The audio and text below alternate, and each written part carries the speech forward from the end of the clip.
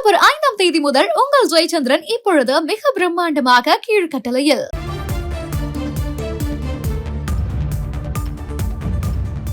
மாநிலம் முழுவதும் தான் பயணிக்கும் போது தமிழ்நாடு போராடும் என்று சுவர்களில் எழுதியிருப்பதை பார்ப்பதாக ஆளுநர் ஆர்.என். ரவி தெரிவித்து, தமிழ்நாடு யாருடன் போராடும் என திமுகவின் வாசகத்தை குறிப்பிட்டு கேள்வி எழுப்பியிருந்தார்.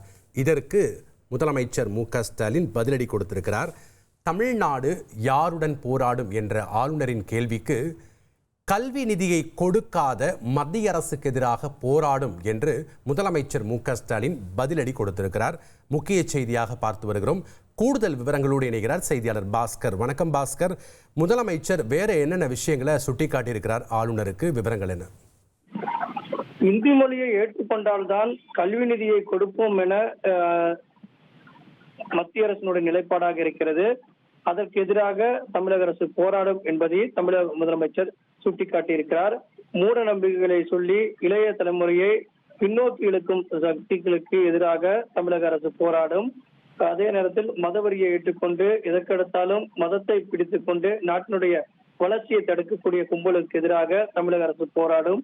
மக்களால் தேர்ந்தெடுக்கப்பட்ட அரசுகளை மக்களின் விருப்பத்துக்கு மாறாக ஜனநாயக விரோதிகள் எதிராக செயல்படுகிறார்கள். அவர்களுக்கு எதிராக தமிழக அரசு போராடும். தமிழ்நாட்டுக்கு வர வேண்டிய தொழிற்சாலைகள், தொழில் வளர்ச்சியை, வேலை வாய்ப்புகளை அடுத்த மாநிலத்துக்கு மிரட்டி அழைத்து செல்லும் அதிகாரிகளுக்கு எதிராக போராட்டம் என்பது அமையும்.